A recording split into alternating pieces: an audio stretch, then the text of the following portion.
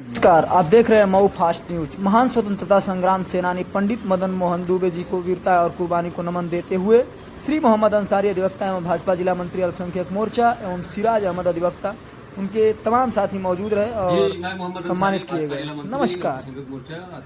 मैं आज आया हूँ महान स्वतंत्रता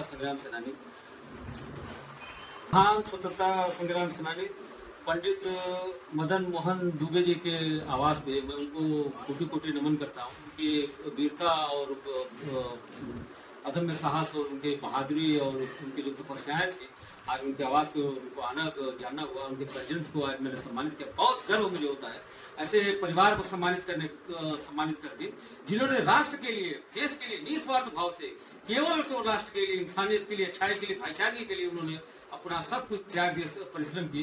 वो आजाद हिंद फौज में वो लेफ्टिनेंट पद पे रह के देश की सेवा की और कहाँ कहाँ उनको यातनाएं दी गई। परिवार में आया बताया गया है कि वो बर्मा में वो जाके प्रयास किए, वहां पे उनको जेल में भी रहना पड़ा, कई जगह जेल रहना पड़ा। और यहाँ पे पूरे इस इलाके में एक अंग्रेजों की छावनी हुआ करती थी। उस छावनी को इन्होंने उजाड़ फेंकने के लिए, अंग्रेजी का जुल्म हो रहा था, जो अंग्रेजों की सत्ता को उखाड़ फेंकने के लिए इन्होंने यहाँ पे जो अंग्रेज का शासन लेडीज हुआ करती थी, जो यहाँ पे प्रशासन की थी, उसको उखाड़ फेंकने का लोगों ने काम किया। ऐसे बलिदानियों को, ऐसे महान स्वतंत्रता संग्राम सेनानियों को हम सबको याद करना चाहिए। और मैं सरकार से मांग करता हूँ स्वतंत्रता संग्राम सेनानी परिवार को राष्ट्रीय परिवार घोषित किया जाए और मऊ जिले में स्वतंत्रता संग्राम संग्रहालय बनाया जाए। जो उनकी यादें हैं, जो उनके सपने हैं, उस सपने को साकार किया जाए, ताकि युवाओं को, आने वाली नस्लों को, जो बच्चे हैं, उस संग्रहालय को देखकर हमारे जो पूर्वजों ने कुर्बानी दी उसको देख के उसको प्रेरणा मिले, देश के प्रति, राष्ट्र के प्रति, इंसानियत के प्रति प्रेरणा लोगों को मिले, ताकि देश हमारा, हमने देश में जन्म लिया है, धरती पर जन्म लिया है, धरती को और जो स्वर्ग बनाया जाए, इनके सपने को साकार किया जाए। इन्हीं सब बातों को बात कर पूजनीय दादाजी हमारे पंडित मदन मोहन दुबे जी, जिनका जन्म